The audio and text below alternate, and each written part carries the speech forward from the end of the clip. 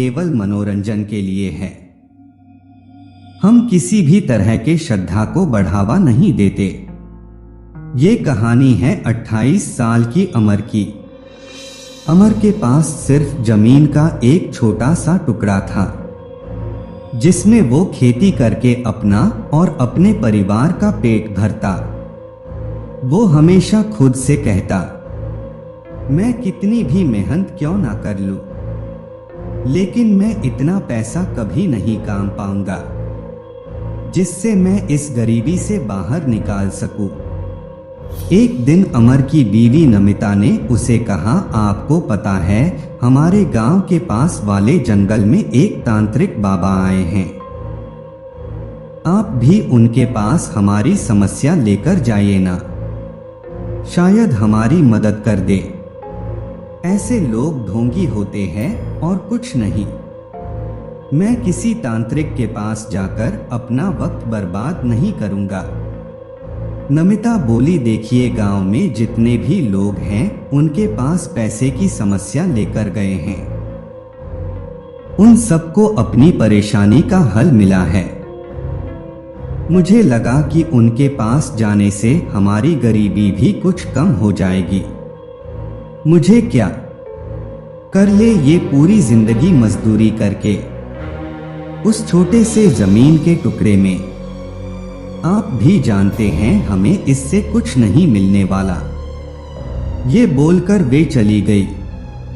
लेकिन अमर सोचने लगा कि क्या उसे एक बार उस तांत्रिक के पास जाना चाहिए। क्या पता वो सच में उसे कोई उपाय दे दे। ये सोचकर अगले दिन अमर तांत्रिक बाबा को ढूंढने के लिए जंगल में गया और किस्मत से उसे एक पेड़ के नीचे वो बैठे हुए मिल गए। अमर ने उन्हें देखकर प्रणाम किया और अपनी समस्या बताई। ये सुनकर तांत्रिक बाबा ने कहा, मेरे पास तुम्हारी समस्या का निदान तो है, मगर। अमर ने कहा, मगर क्या स्वामी जी? बाबा ने कहा, देखो ये बहुत मुश्किल है। अगर तुम एक बार ये तपस्या शुरू कर दो तो तुम पीछे नहीं हट सकते। ये साधना सिर्फ उन लोगों के लिए है जो सन्यासी हो, जिनके परिवार ना हो। अमर ने कहा, अब बताइए बाबा, मैं करूंगा। बाबा ने कहा, तो ठीक है, सुनो, तुम्हें यक्षिणी की तपस्या करनी होगी, क्योंकि सिर्फ वही है जो तुम एक दिन में ढेर सारा धन दिलवा सकती है। अमर ने कहा, यक्षिणी ये क्या होती है?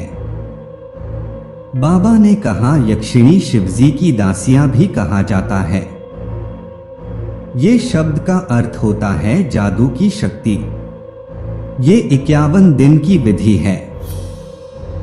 अगले 51 दिन तक तुम्हें किसी निर्जन स्थान पर यह तपस्या करनी होगी। अमर ने कहा, धन्यवाद बाबा, मेरी सारी समस्याएं हल हो जाएगी। बाबा ने कहा, लेकिन एक बात याद रहे, यक्षिणी तुम्हारे साथ पूरी जिंदगी रहेगी और अगर तुम चाहो तो भी तुम्हारे कहने पर भी नहीं जाएगी।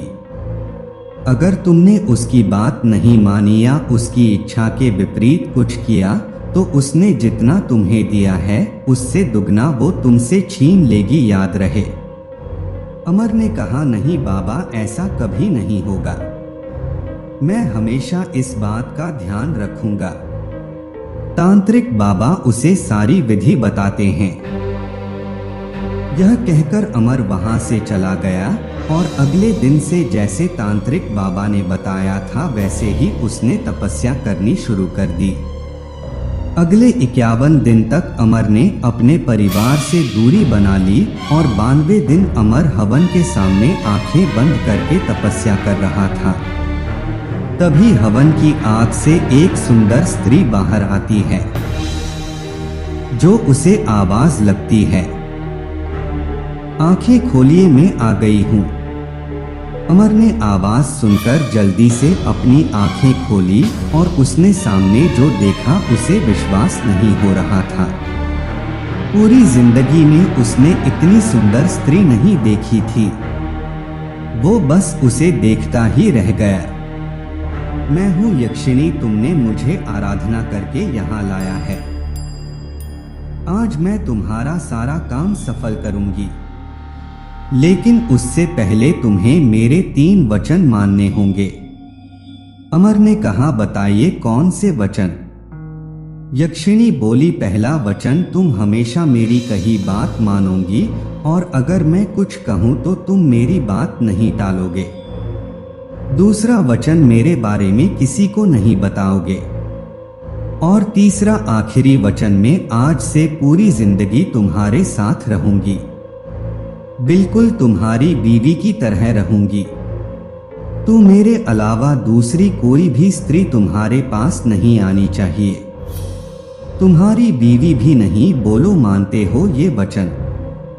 अमर ने बिना सोचे समझे कहा, हाँ मैं मानता हूं, मैं ये सारे वचन कभी नहीं तोड़ूंगा। यक्षिणी ये सुनकर बहुत खुश हुई और उसने कहा, बताओ तुम क्या चाहते हो? अमर बोला, मैं चाहता हूं कि हमारे गांव का सबसे अमीर आदमी बन जाऊं, मेरे पास ढेर सारा धन संपत्ति और जमीन जायदाद हो। यक्षिणी बोला, ऐसा ही होगा।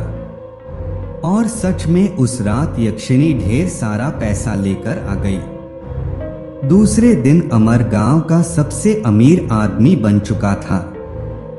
गांव के सब लोग सोचते, यहां तक कि नमिता भी, कि अमर एक रात में इतना अमीर कैसे बना। उसके पास अब बड़ा घर, नौकर चाकर और ढेर सारा धन था। अमर को अब यक्षिणी के अलावा और कोई दिखता ही नहीं था, उसकी बीवी भी नहीं। इस वजह से उनके बीच में रोज झगड़े होते हैं। अमर ने अपनी बीवी को अपने कमरे से भी अलग कर दी। अमर की अमीरी देखकर गांव की कई सारी सुंदर औरतें उसकी तरफ आकर्षित होने लगी। मगर जैसे यक्षिणी ने कहा था, अब उसके अलावा और कोई स्त्री उसके पास नहीं आ सकती थी। अमर का धीरे धीरे यक्षिणी से मन भरने लगा था। अब उसे दूसरी स्त्रियों में ज्यादा रुचि आने लगी। उसके पास इतना धन था कि वह किसी भी स्त्री को अपना बना सकता था। पर जो भी स्त्री अमर के नजदीक आने की कोशिश करती, यक्षिणी उन सब के साथ कोई ना कोई हादसा कर देता। और अमर को ये बात पता चल गई। अमर ने कहा, तुम ये सही नहीं कर रही हो, तुमने उन औरतों के साथ बहुत गलत किया। यक्षिणी बोली, मैंने तुमसे पहले ही कहा था, मुझे सिद्ध करने का मतलब है कि तुम्हें पूरी जिंदगी मेरे साथ गुजारनी होगी। सिर्फ मेरे साथ तुम्हें मैं जब कहूं तब मुझे भोग चढ़ाना होगा। और अगर किसी दूसरी स्त्री ने तुम्हारे पास आने की कोशिश की या तुम किसी और के पास गए तो उसकी मौत और तुम्हारी बर्बादी तय है, समझे। अमर जानता था कि अब वो पूरी तरह से फंस गया है और इस समय वो कुछ नहीं कर सकता, वरना यक्षिणी उसका सारा धन संपत्ति उसे छीन लेगी और उसे बर्बाद कर देगी।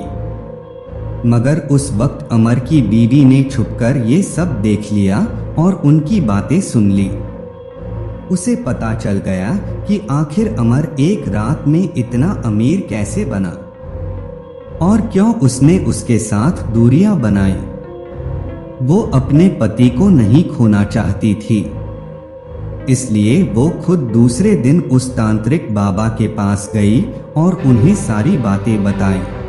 देखो, मैं तुम्हारी बातों को समझता हूं, पर मैं इन सब में तुम्हारी मदद नहीं कर सकता, क्योंकि अमर ने खुद उसे सिद्ध किया है, इसलिए अब मैं इसमें कुछ नहीं कर सकता।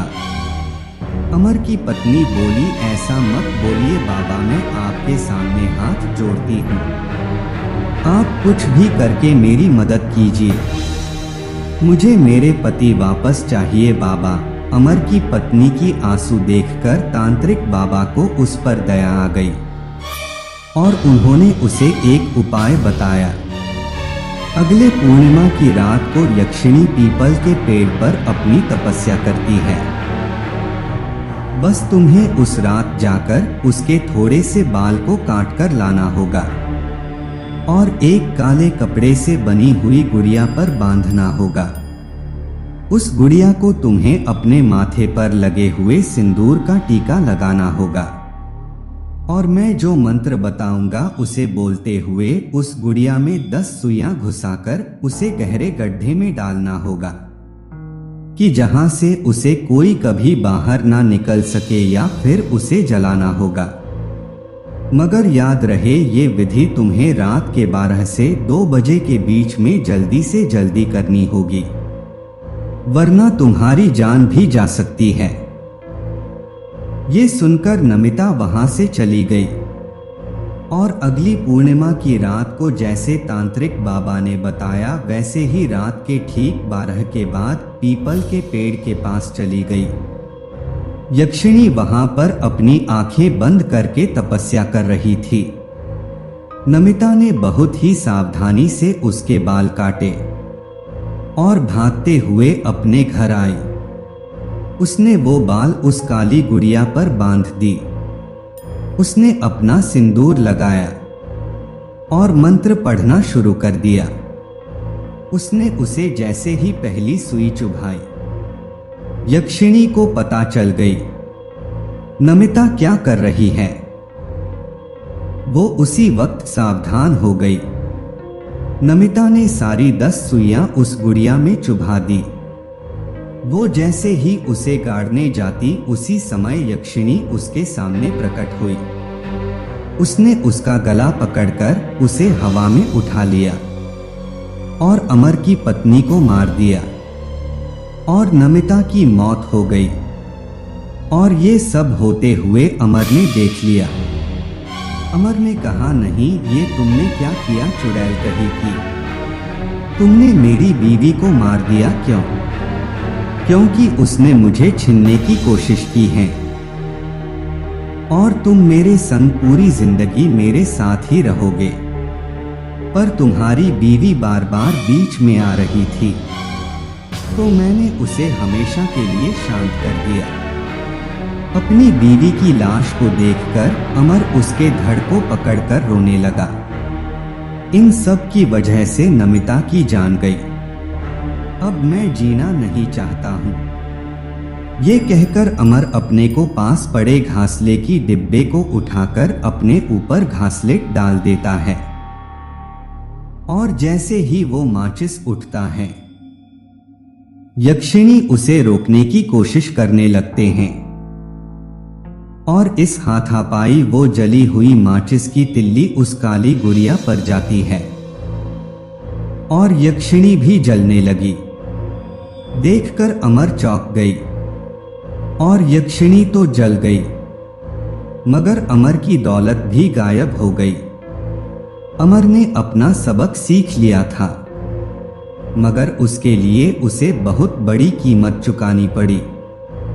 अमर अपनी बीवी को तो खो चुका था, पर उसे इस बात का सुकून था कि कम से कम वो आज जिंदा है और अपने बच्चों के साथ है। यदि आप हमारे चैनल पर नए हो तो चैनल को सब्सक्राइब करना ना भूलें और बेल आइकन पर क्लिक करें ताकि हमारे सारे न्यू स्टोरी आप सबसे पहले देख सके। अगर आपको ये स्टोरी अच्छी लगी हो तो लाइक करें और हमें कमेंट करें।